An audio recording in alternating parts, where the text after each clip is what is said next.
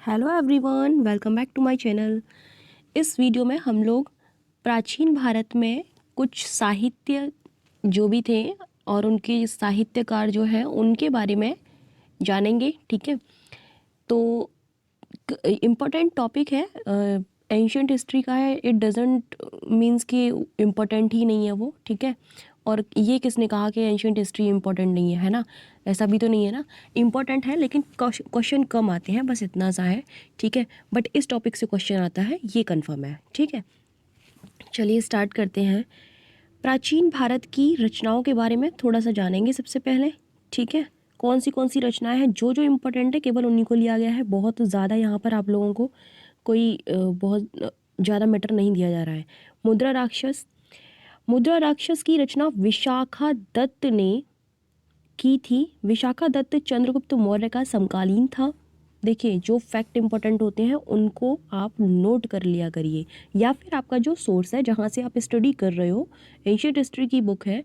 और एक बार हम जब कोई चीज़ पढ़ लेते हैं, एक बार, दो बार या तीन बार, हमें मालूम पड़ जाता है कि कहाँ पर हमने कौन सी चीज़ पढ़ी है।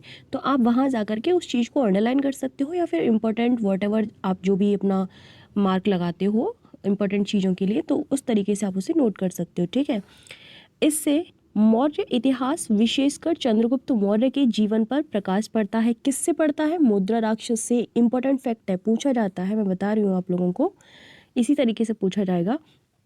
इसमें चंद्रगुप्त मौर्य के समय में राजदरबार की दुर्भिसंधियों के बारे में बताया गया है।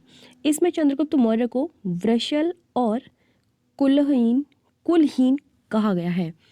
ये जो चीज़ें होती हैं, एक तो इंटरेस्टिंग भी होती हैं सॉरी, दूसरा यहाँ से क्वेश्चन भी बनता है। ठीक है, उसके बाद है राज तरंगिणी। ये तो आप सभी को पता होगा, मोस्ट इंपॉर्टेंट है। अगर आपने एक दो टेस्ट लगाए होंगे तो सभी को पता होगा।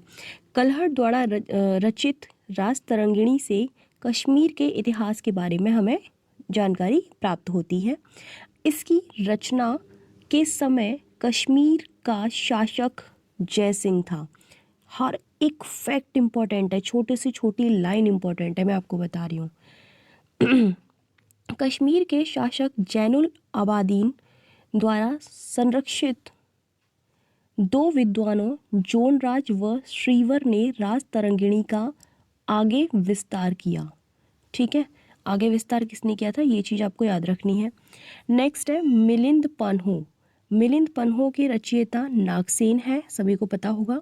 और ये किस भाषा में है? ये जो है ग्रंथ पाली भाषा का है। ठीक है, इसमें बौद्ध भिक्षु नागसेन तथा राजा मिलिंद के मध्य जो भी उनके बीच में कन्वर्सेशन हुआ था उसका इसमें वर्णन किया गया है। इसमें मिलिंद के बारे में जानकारी प्राप्त होती है। नेक्स्ट है पंचतंत्र। पंचतंत्र की रचना विष्णु शर्मा ने की थी। यह मूलतः संस्कृत में लिखी गई है। इनको किस भाषा में लिखा गया है और क्या उनके अंदर है, एक टाइटल के रूप में आप लोग नोट कर सकते हैं। ठीक है, तो ताकि आपको याद रहे कि कोई क्वेश्चन वहीं से बनेगा कि इससे हमें किस चीज़ की जानकारी प्राप्त होती है। यह भारत की सर्वाधिक बार अनुवादित साहित्यिक पुस्तक है। नेक्स्ट है मनुस्मृति। इसके रचयिता मनु है। यह प्राचीन भारतीय समाज व्यवस्था तथा हिंदू विधि से संबंधित है। मनु स्मृति में पुनर्विवाह वर्जित है।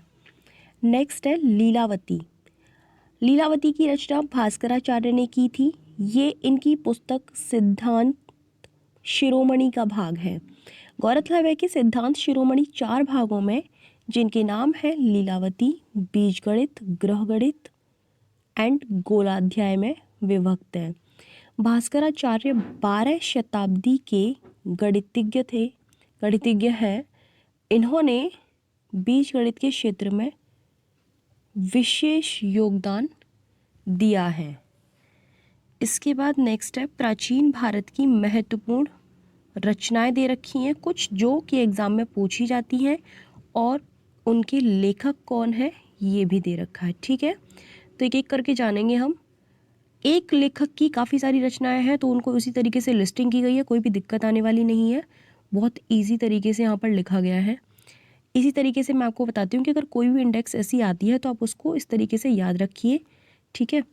कालिदास की रचनाएं हैं अभिज्ञान शाकुंतलम एंड कुमार संभव, ऋतु संहार, मालविकाग्निमित्रम और विक्रमो वर्षीय, मेघदूत, रघुवंश सॉरी।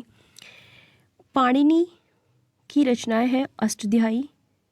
उसके बाद नेक्स्ट है वात्स्यायन की कामसूत्र, राजशेखर की कर्पूर मंजरी, भारवी की है किरातार्जुनीयम, हर्ष की है नागानंद रत्नावली एंड प्रियदर्शिका, एंड चरक की रचनाएं चरक संहिता, अश्वघोष, सौदरानंद, बुद्धचरित, सारीपुत्र प्रकरण। ओके।